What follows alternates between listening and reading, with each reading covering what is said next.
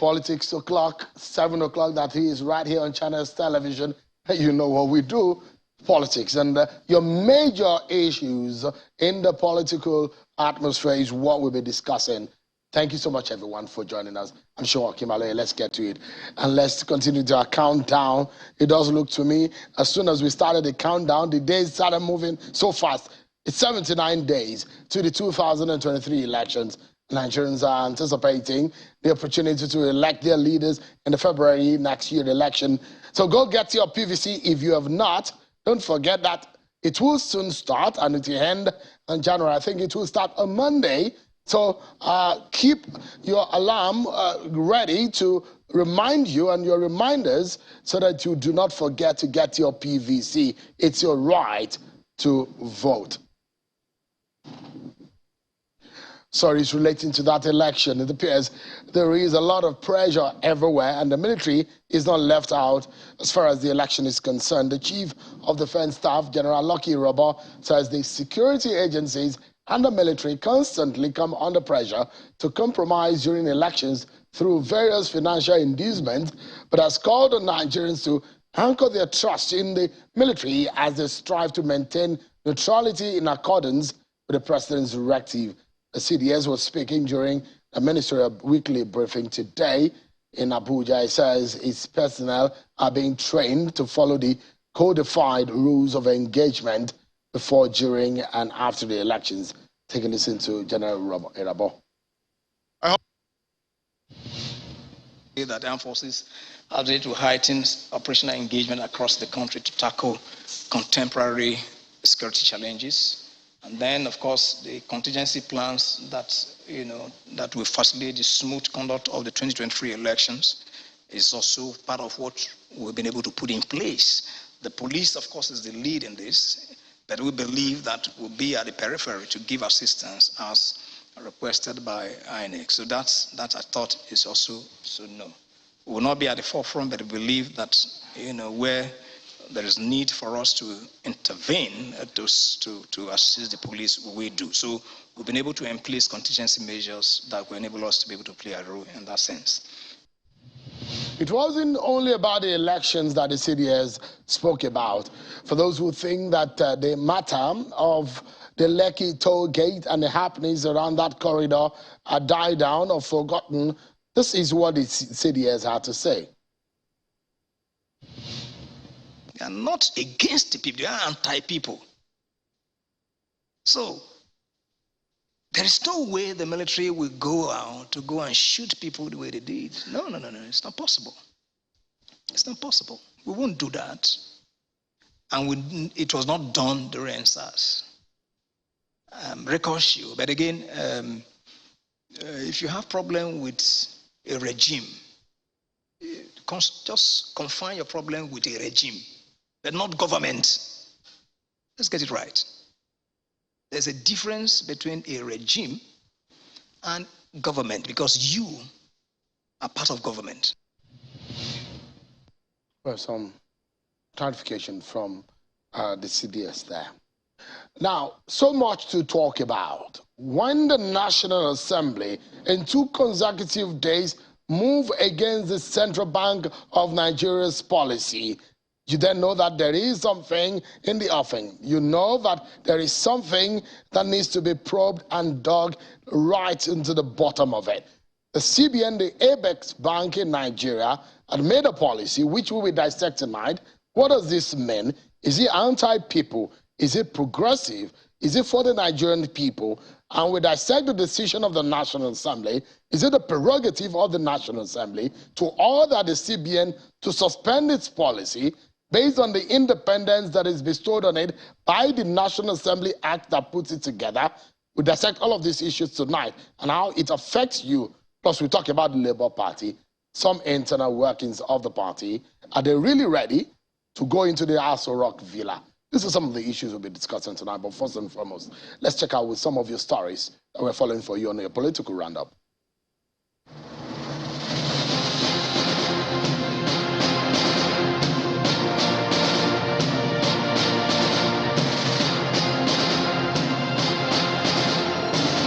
Some hoodlums today attacked the Port Harcourt residence of the chairman of the People's Democratic Party Presidential Campaign Council in Rivers State, Senator Lee Meba. The house is located in the GRA Phase 3 axis of Port Harcourt, the state capital. Speaking to Channels Television, Senator Meba said the attack was politically motivated with the sole target to assassinate him. He, however, said there is no amount of intimidation that can deter him and his supporters from campaigning for the PDP presidential candidate Atiku Abubakar in Rivers State. Every snake chairman has been killed by a snake. So the people who are using thuggery to intimidate harmless civilians shall be killed by it all. The Rivers State government has issued a stern warning to a group of persons who it says are orchestrating a campaign of calumny against the state governor, Nyesom Wike. The State Commissioner for Information and Communication, Chris Finebone, was speaking to journalists after the State Executive Council meeting in Port Harcourt. The Commissioner describes persons who are not comfortable with the rule of Governor Wike and the G5 governors of the People's Democratic Party as enemies of the party. We encourage them to remove their mask and shield themselves, as the governor and the government is equal to the task of responding to them adequately. The Imo State government has signed a memorandum of understanding with the Nigerian Navy for the development and dredging of the Urashi River to the sea.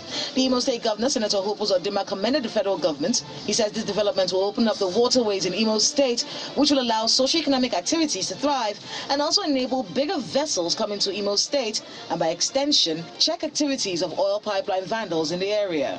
When the access is opened, the Nigerian Navy in Oguta will easily move and navigate their vessels, pursue criminals who are stealing our crude oil. A group of supporters of the Labour Party in Lagos State has promised to invest not just their time, but even their resources to ensure the victory of the party at the presidential election in 2023. The spokesperson of the group says the support became necessary to boost the chances of the party at the polls, hence the donation of a presidential campaign secretariat of the party in Apapa, Lagos State. The party faithful took to the streets in a show of support before the commissioning of the secretariat. As preparations for the 2023 general elections heat up, the Independent National Electoral Commission in Rivers State is embarking on a series of training exercises for men and officers of the Rivers State Police Command. This is the first in a series of engagements designed to bolster the operational abilities of the Corps and equip them with the necessary skills to deal with the security challenges they may face on election duty. Speaking to Channels Television on the sidelines of the training exercise, the head of voter education and publicity of INEC in Rivers State, Mr. Marcus Sulo, says the engagement is necessary because the police are major stakeholders in the election process. 800 members of the Labour Party in Anambra State have been inaugurated in the Presidential Campaign Committee. Performing the inauguration in Awka, the state capital, the Southeast Zonal Coordinator of the Obidati Presidential Campaign Committee, Mr. Damian Okeke Ogene, charges the members of the committee to work selflessly to ensure the victory of the party in the 2023 presidential election. The governorship candidate of the Labour Party in Abia State, Dr. Alex Oti, has expressed his determination to use his wealth of experience in the private sector to ensure that the economy of Abia State under his administration focuses more on production rather than consumption. Oti disclosed this at an interactive session with the leadership of the Christian Association of Nigeria in Abia State as part of his engagements ahead of the 2023 general elections. You cannot have peace in a state where more than half of the people looking for jobs cannot find jobs. The governorship candidate of the All Progressives Congress in Abia State, Mr. Ikechi Emenike, has inaugurated his 2023 campaign council comprising of 1,740 members with a mandate to mobilize grassroots support for the party ahead of the 2023 general elections. Addressing the newly inaugurated members, Mr. Emenike calls on the indigents of the state to join in the liberation movement to free the state from what he describes as his enemies, as he urges the citizens of the state to collect their PVC and vote massively for the party come 2023.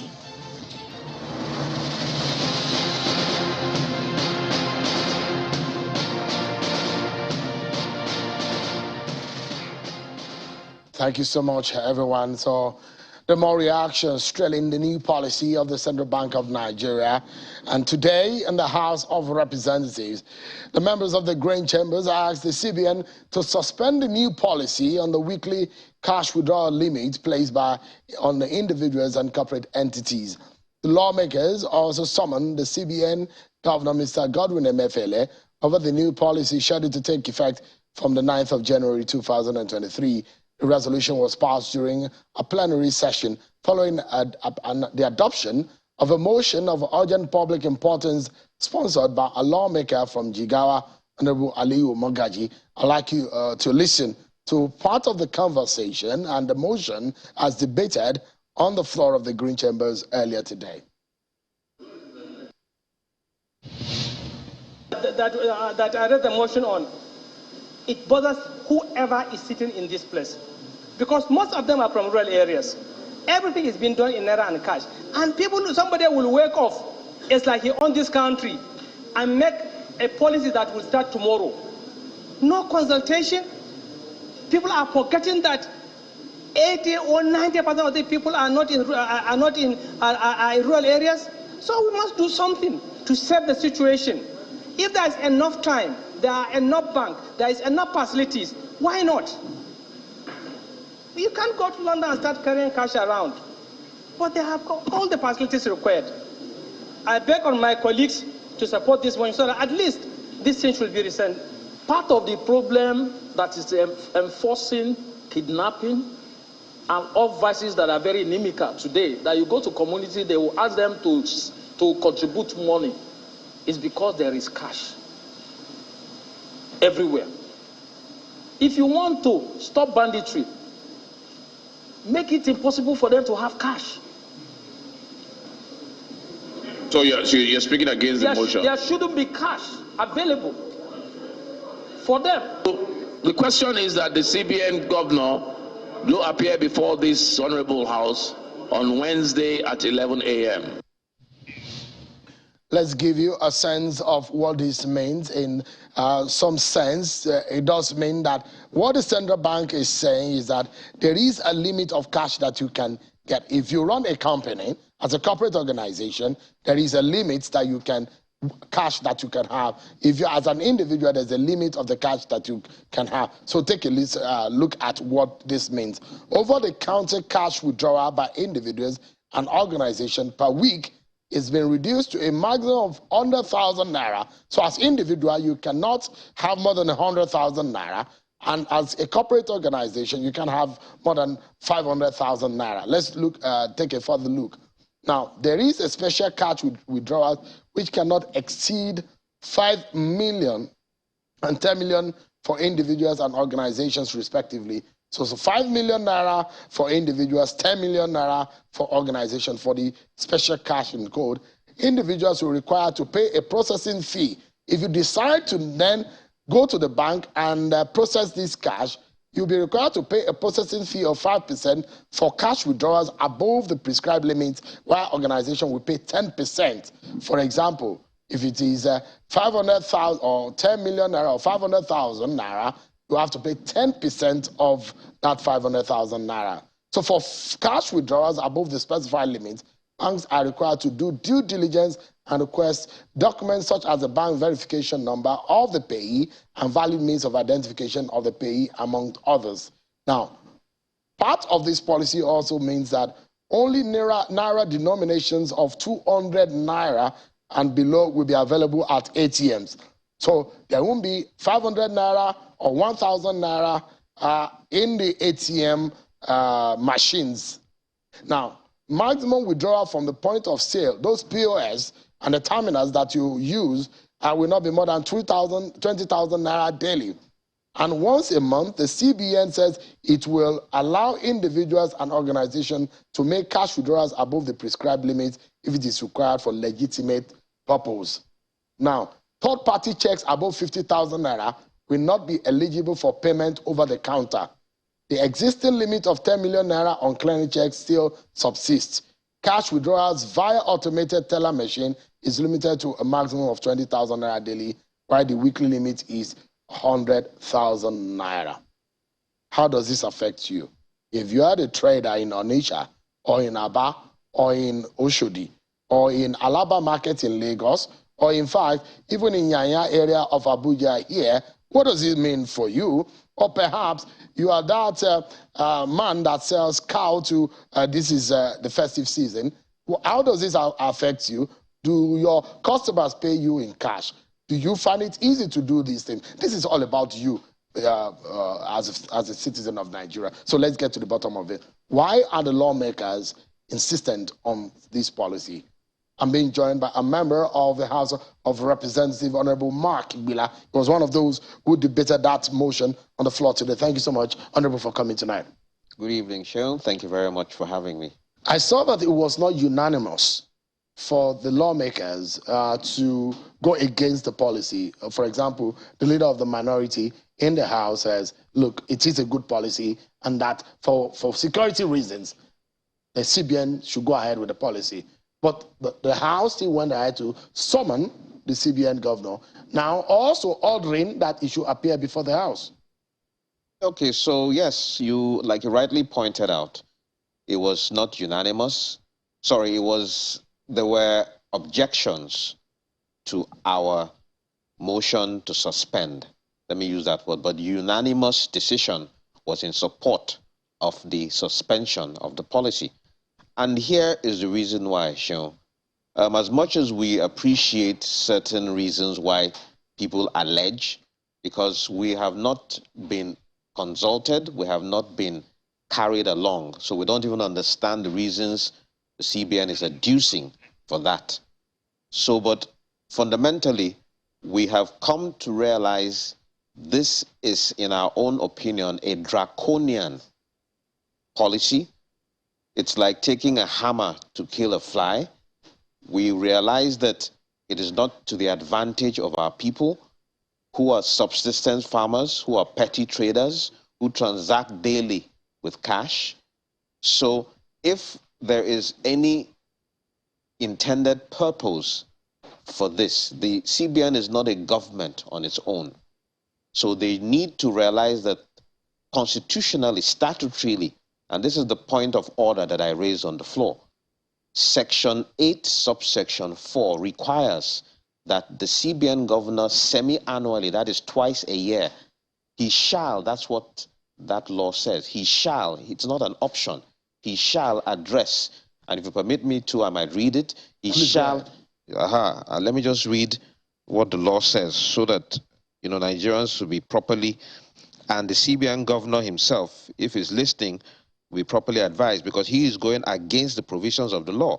It says the governor shall appear before the National Assembly at semi-annual hearings as specified in subsection 5 regarding efforts, activities, objectives, and plans of the board with monetary policy and economic development and prospects for the future described in the report required in subsection 5. Now, in subsection 5, the governor shall from time to time make a formal report and presentation on the activities of the bank and the performance of the economy to the relevant committees of the National Assembly. There is a proviso that if it's invited, or if the CBN does not just unilaterally work into the National Assembly, does it? There's a proviso before that act that's a section that you are reading in the CBN No, so there's no proviso about that. It's a requirement. It's a statute. So it is a requirement. It's an obligation. But there will be a precedent upon which it will appear. You have to be invited, or is there a time that has been set in the year? Now, when the law makes these kind of provisions, a law-abiding citizen who is complying with the law will approach that institution. The law says this is what I should do. Give me a time when I can approach you. The same way Mr. President approaches the National Assembly to bring his budget to the floor. We don't have to invite him. He knows that there are statutory provisions. He knows the financial year. Let's go back to this. So, Honorable, the reason why we are having this conversation, we have actually since been joined by a professor of economics, Professor Frank Ozo. Thank you so much, Prof, for coming tonight. We need your expertise also. Pleasure. Not only we're not talking politics, we're also talking about what this means for the average Nigerians. Honorable, I was going to say the reason why we're having this conversation, because it affects the Nigerian people.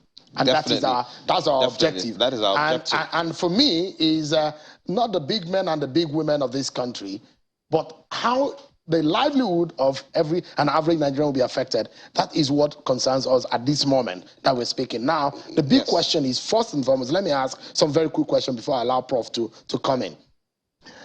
You are weighing in now not because of the provision of the law, but because you were not consulted before this policy was made. Okay, now we're weighing in because it is something that concerns the ordinary Nigerian citizen. And as representatives of the Nigerian citizen, it behoves on us to ensure that the CBN is held accountable. And that is why we raise this issue, to show that the CBN has not been complying with the provisions that the crafters of our law saw was in the best interest of the country. Because the CBN has been operating as if it is a government on its own. It is supposed to come and consult with the National Assembly. These are our plans. Then we can also advise and say, look, in the interest of our people, we do not believe this should be the case. This is a statute. This is a requirement of law. And the CBN governor is obligated to adhere to the provision of the law. And he has not been doing that. We have interest rates being introduced arbitrarily without any concern to the effect it will have on the people. So you think that this policy is anti-people? Yes. Right. For some of us, that's what we believe. And Cheryl, let me just add very quickly so that we can discuss that alongside. Even in terms of the introduction of this currency, we do not know which budget the CBN used to produce these currency notes because we did not approve it in our budget. We have not received a supplementary budget. And this is part of what I raised on the floor. Does the CBN need to consult the National Assembly? Naturally. They're spending money that has to do with... I thought the law gives them the independence to make these kind of policies. No, it doesn't. They're spending money. There's still money that is supposed to be in the Consolidated Revenue Fund of the country. Accounted for and expended. So the provisions, the amounts they are expending exceed and are not part of what they are allowed to Does operate. the National Assembly have the power to stop the CBN from carrying out the policy? Well, it does statutorily because... So you can tell the CBN stop and it will stop? Well, let me put it this way. We have not been having the level of cooperation in terms of statutory constitutional provisions. So which is why I cannot categorically say this is the case. But based on provisions of the Constitution, it is in the interest of the CBN to heed to a resolution of the National Assembly because that is the statutory power that we have. Let me bring, let's look at it from the economics and aspect of it. Professor Frank Ozor is of the Department of Economics and Development Studies at the Federal University in Ufualike. Thank you so much for joining us, Prof. My pleasure. Give us a sense of what is meant. This is the second policy that the CBN will be making in the last few weeks that will get the attention of the Nigerian people. Now, what do you make of this policy, first and foremost? Thank you, Sean. The policy is highly inordinate. It's profoundly inordinate. Given the environment under which you are, it's highly inordinate. I think the CBN authority, the monetary authority, failed to do some empirical studies of what should be the quantum of cash required to sustain some critical given level of economic activities, both in the rural community and in the urban community. It is very, very critical. You must know it. It's just like they goofed on the cash reprinting of Naira. He just completely goofed. It was a wrong policy too. He goofed. Now, it's not that it's not done. You will do it, both in time, scope, and nature. He failed completely. Why do you say so? First and foremost, Prof, yes. And I've shown Nigerians what this means. It then means that as an individual, you have a maximum of 100,000 Naira limit per week and 500,000 Naira over the counter, 500,000 Naira for corporate organizations. You are a Nigerian. You know what I'm saying. The CPI, Consumer Price Index. It is the index that studies the prices of goods and services you have in the... Now, you look at the primary activities those people conduct. both in the rural areas. Suppose, as I was coming here, I asked a simple question to the man who brought me, the driver. I said, suppose I'm sending my driver to travel on the road, and he goes on the way, the thing spoils. The vehicle breaks down. He gets to repair it. How does he get the money immediately to repair it? Where there are no POS. Even if you have POS, there is problem of electricity supply, and then he will tell you the thing is down because there's no electricity. Even in urban areas here, if you go to some of the filling stations, petrol pumps, what they tell you? Oh, our POS is down, we can't do anything. Do you have cash? Excuse me, how much is the price of fuel? So this is anti-people. Completely, because he didn't do the study well. Because before you go in the policy, it's just like my friend here is talking on the law. He didn't even look at the law. You see, let me tell you, the thing is not as he thinks it. We human beings, human factors are not cogs in the machine. You just press it, as this light in, as your light off, you just switch on the light, the thing comes up, you switch it off. That's the way Mefele is behaving. He doesn't even understand the rudiments of, see, monetary policy is an accommodating measure. It's not an autonomous measure.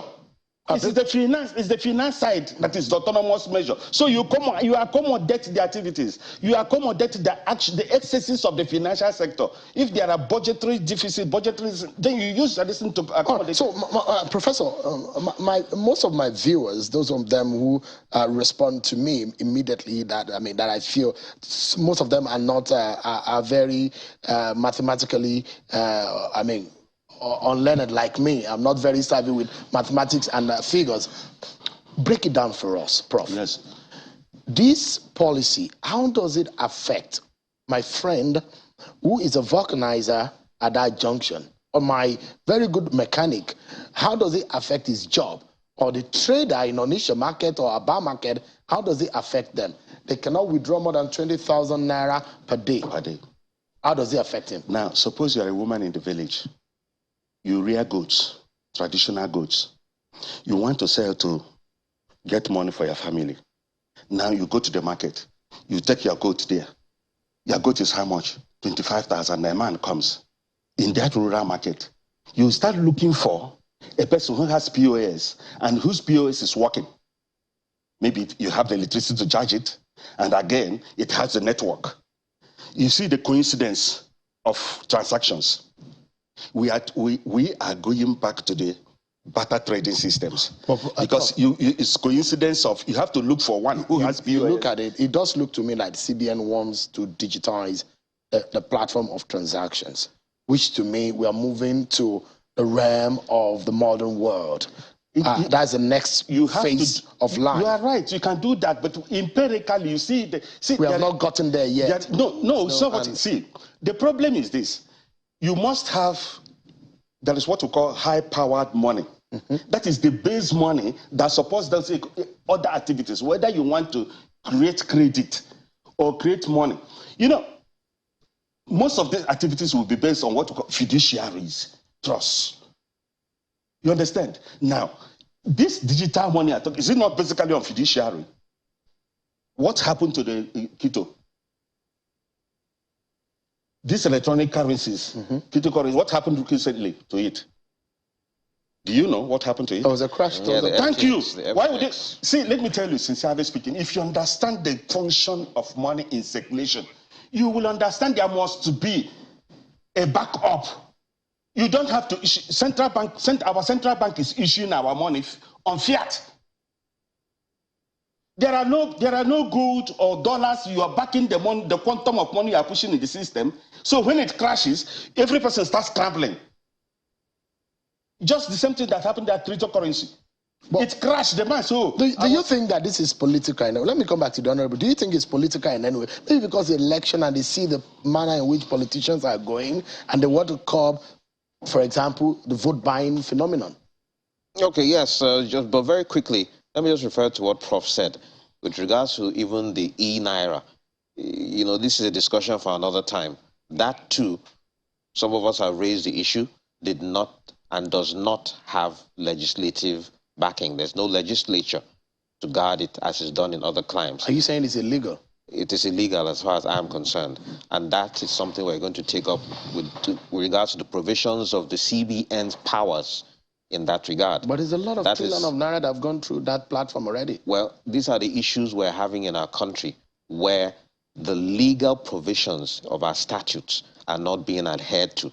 And that is why we in the National Assembly need to start to rise up to our oversight responsibilities. And that's what some of us are trying to do, to encourage Mr. Speaker, as he has always done, to espouse the importance of the legislature in the affairs of this country, because the executive has been riding roughshod over the National Assembly, which is what, in the crafters of our Constitution, they put the National Assembly first before the executive, because we are the true representatives of the people. We are the watchdogs, and that has not been observed by the executive. Honorable, just give me a moment. Okay, yes. Just give me a moment. Prof, give me a moment. We need to take this break and do some commercials, and when we come back, we'll wrap up on this conversation, because as far as I'm concerned, the reason why I'm sitting in this chair today and my passion about this program is the average Nigerian, how this concerns them. We take a break, everyone, and when we return, we conclude the conversation on the CBN policy. Professor Ozoisi with me and Honorable Mark Bila, and we look at how this affects you. The CBN policy, should it go ahead or should it be suspended? We'll hear from Mr. Emefiele also. We'll be right back, everyone. For joining us on the program today, let's continue our conversation, and we'll wrap up quickly on this issue of the policy, the withdrawal limit policy of the CBN. It's a new policy, and it's got everyone talking. The Senate, the House of Representatives have moved on that one, and they have ordered him, the CBN, to suspend that policy. And we are also asking the Central Bank of Nigeria, beyond the statement that has been given out, can you come forward and explain this to the Nigerian people? This is a request, and this is an opportunity for you, an invitation for you to be able to speak to the Nigerian people and explain what these policies are. Let's wrap up quickly. Honorable, you were going to say whether this has some political angle to it. Okay, yes, thank you very much. There are allegations in that regard that this policy is intended to try to curb vote buying, to try to curb the amount of money in circulation. But like the prof was saying earlier, we don't expect the CBN to do the work of the EFCC. We do not expect him to be carrying monetary policy to try to control and curb issues that we have institutions to deal with. We think that he is going beyond, above and beyond his mandate. That is what some of us personally think. So whether or not there are, because we have not heard from the CBN governor, this is a draconian way in which it was implemented that we're complaining about. He didn't brief anybody. He just came and just put that. He doesn't have to brief you anyways, well, but it would be good to consult. No, in statutorily, it says in the law. Before he makes any policy? Yes, it's supposed to. That's why I read the law. It says about even the plans they have. You're supposed to do it semi-annually to brief the National Assembly. That's what the law, the CBN Act. So where do we go from here? Well, we have moved the motion that they should suspend the implementation of this because we do not believe it's in the best interest of the people, and we want him to appear before us to explain to us why he has been going about the business of the CBN in this manner. Prof, quickly, if you can summarize, and let's wrap up. What will your final word be and your final thought be tonight about this policy? Where do we go from here? What we should do, what the central bank should do, is to please know if you can do it now. Stop what you are doing.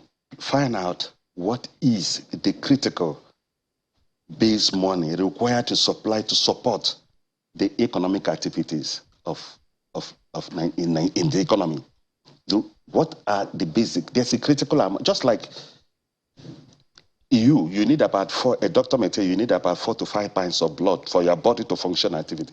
In the same way, the high-powered money, you need a critical minimum base you support to support economic activity. The inflow within the inflow, of course. Yeah. Now, and if it's not there, there's a problem. No, it's not. He didn't do that. There's no empirical study Emefiele has done to give us, okay, look at what the CPI is, look at the transaction activities. So from that January, if this policy goes ahead, there will be a problem. If he has conducted the National Assembly, maybe these things would have been done. as he was rightly pointed out. They would have asked this question. So there's a failure of consultation? He didn't. You know, see, what he thinks that he has the power. No, you don't have powers of expenditure. You have, see, we have budgetary system here in the system. You comply. Whatever, if you go through the budgetary system, otherwise you spend money the way you like, print and spend the way you like. Is it what you are calling the system to be? And now you don't know even what is causing inflation. The problem, he said, he blames, oh, we are going to curb inflation. Excuse me, your activity is not going to cause inflation, because majority of them in that place are looking at inflationary factor from the demand side. Therefore, the quantum of money in circulation must be curbed. But we know that inflation could be caused both cost push and demand pull inflation. Now, if the demand pull aspect is symptomatic in most cases, therefore, if you go by quantity to reduce the quantum of money, you'll be having problem. Mostly when the problem is coming from the cost side. So invariably, the man needs to rethink this. He needs to study the structure of the consumption. We've sent out an invitation tonight for the CBN to be able to give Nigerians an explanation, because in the real sense of it, all of this institution are to serve the Nigerian people. I must sincerely thank you, gentlemen. Prof, it's good to see you. Thank you so much for coming. Pleasure. Sharing your thought. Honorable, I appreciate your time. Thank you very much. Appreciate it. Well, now, we'll switch gears now, everyone, and we'll look into the Labour parties and internal workings. The APC and the PDP in the last election cycle gave each other a real fight. But it appears the race is no longer a two-horse race as it used to be traditionally in our politics. Now, the Labour Party is getting a lot of patronage and increasingly is getting some support from across the country. But how far can these support take them? One major issue which bedevils most of the big parties that we have seen in the past years is also rearing its head in the Labour Party. Tonight, we shall be speaking with the National Secretary of the Labour Party, Mr. Umar Ibrahim. He joins us live on our program. Thank you so much tonight for coming. Thank you, Sean, for having me. How's the Labour Party? Very good. Yeah. How's your structure? Very formidable. Because that's what you have been criticized of, that you do not have a structure. Well, that is how they have been deceived. So you have a structure? Very, very formidable structure. So your opponent should be ready for a shocker? Very, very much. How much of a surprise should they be expecting? Well, we are certainly hoping to Peter Obi to be sworn in as the president of Nigeria 2015. But how also are you dealing with, because we see some of the issues bedeviling the bigger parties are also affecting your party. For example, in Ogun State seems to be having a problem. There is a petition that has emerged today, as I will show you, and they've petitioned your national chairman, and the petition has shown that this is the petition.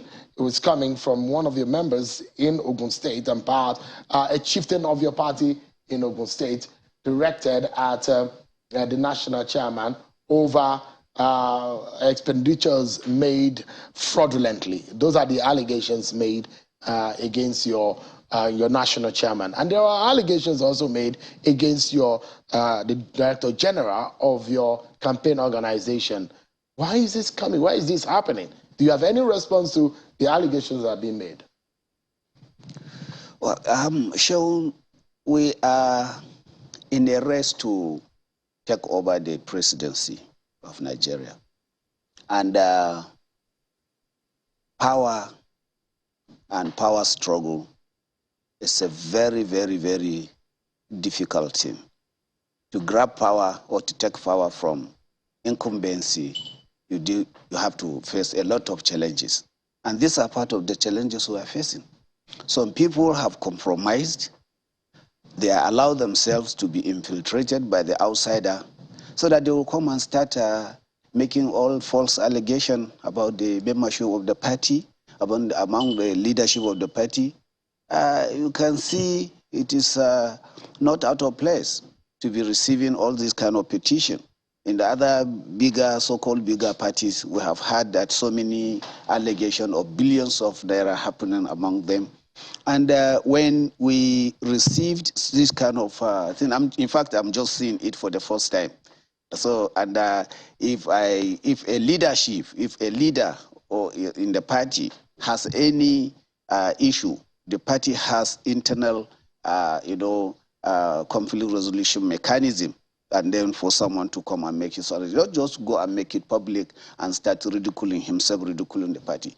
This allegation, you allege someone, fraudulently allegation, is something that is really criminal, and he can go to the court of law to seek redress. However, issues in Ogun, we have had this crisis of the Ogun State chapter of the party, suspending one of the members without following the due process.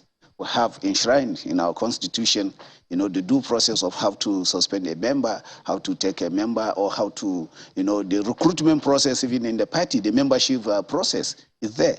And then when you are going to discipline a member, you have to give him a fair hearing, call him, query him, and then give him a chance to defend himself, which such kind of thing have not happened when the Ogun State chapter took that decision to unilaterally suspend Dr. Doyin Okupe. That is the highest order of impunity. And party at the national level, we quickly swept into action. We debunked them. We void it. We stated in the whole law to know that their action is null and void.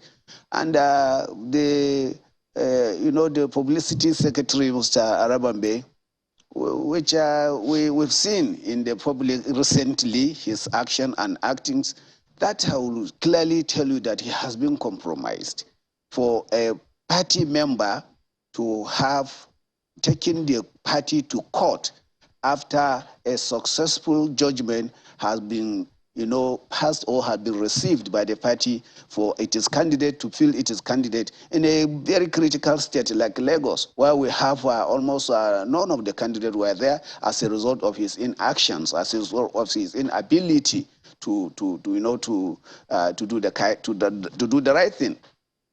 So because the allegations, perhaps one of the issues is that when the Labour Party presented itself, especially when the candidate came on board, it presented itself as a party that is coming with some level of clean hands and integrity and all of that. Perhaps that's the reason why some Nigerians are now critical about what is going on in your party. And when these allegations, when people say 3 million, 2 million, this amount are being paid and gone into the hands of leaders of the party and which are not accounted for, and the allegations of fraud are coming here and there, beyond debunking it is the fact that a proof of that that these things didn't happen has to be concrete and needs to be made given to the public. Are you able to speak to some of the issues of the monies, for example, like Arabambe has put forward? Well, like I said, of course, the general public have confidence on the party, and that is why we've seen all these massive, influx of people coming to join the party and join the bandwagon of the Peter Obi presidential, aspiration. We are not saying that there are where all of us are sent. But however, some people will go out of their way to blackmail the leadership of the party out of their desperation if they didn't get what they want. I believe I don't want to join issue with Arabambe because a disciplinary action or a disciplinary committee has been set up to ensure that whatever he is saying, he bring it into to prove it. Have you finalized on the disciplinary action? No, I think it's been on the process, it's on the ground, and that is why you plan to suspend or expel him. Well, it depends on what the Constitution provides, and if his action proves that he should be suspended, or for the records, Arabambe was the former chairman of Ogun State chapter of the party. After the 8 years tenure, expiration of his tenure, then the NWC felt that since there is a vacancy that exists, he just let him come and act. And his acting position has already elapsed. So there's within the constitutional provision of the party, you can act only within 6 months. That's your explanation of the reason why this is going on. So that is the reason. So the desperation that, there's a high desperation on why he is doing what he's doing. What we are saying is that, you see, Seun, you are a member of the party. You are supposed to be an image maker of the party. The fact your party got judgment, favorable judgment, to fill its candidate, and you are going against that judgment, going to appeal court, to the Supreme Court. Can you imagine this? So what are you insinuating? Are you saying that he's being sponsored? Certainly, he's not acting. He's acting some other people's script. Okay. Let's talk for another few minutes or so about the agenda of your party. Can Nigerians trust the Labour Party to handle the complexity not only of governance in Nigeria, and it's also the complexity of the people of Nigeria, the peoples of Nigeria, if I may put it that way? Nigeria is a complex society, which the unity of this country is also very crucial for anyone who wants to lead going forward. How does your party hope to achieve that? Well, you see, governance is not a one-man show. It is a collective responsibility of the people, and it's a teamwork. So Peter Obi, as he has clearly stated in his manifesto, you can see the 7-point agenda he has, elaborated. I think that really he need to be, we have some people around him. And the people that are around Peter Obi are credible people and people with proven integrity. And we have seen how Peter Obi governed his state when he was the governor. And we have seen the development, we have seen his achievement, we have seen the integrity that he has portrayed. He's one of the best candidates that you can talk about as far as affiliation of the presidential, presidential. So we can trust the template and Peter Obi used in Anambra State for the governance of Nigeria. Yes, certainly. You look at how he had the template within the Shura, despite the crisis, engulfed his tenure of offices. He has been going to court. He has been having crisis, impeached about 2 times and then coming back to. Within that, despite such kind of hurdles, he was able to achieve tremendous success in education, in healthcare, human capital development, a lot of, success. So you believe that Peter Obi is in good stead to win this election? Certainly we are going to win this election. If there is one thing that perhaps may not make him win, what would that be? Well, that is the docility of Nigerians not to select a good leader. So if the Nigerians felt that they want to continue with the old order, that they don't want to select a leader that is going to, salvage this. So it's up to Nigerians to decide. It's up to Nigerians to That's decide. the only reason why he will not become the next. Reason why. As far as you are concerned, the Labour Party, Peter Obi is the president. Certainly, what we are seeing, what we are how we are contacting our people at the grassroots level. Right. I'm sure everywhere we go, obedience are more. They are coming, and certainly we're going to get our votes and be elected. Thank you so much, Malam Omar Ibrahim, the National Secretary of the Labour Party. Thank you so much indeed for coming. Thank you very much for having me. I appreciate it. It's my pleasure. That's our show for tonight, everyone. Many thanks for watching. I'm Sean Okimale. God bless Nigeria.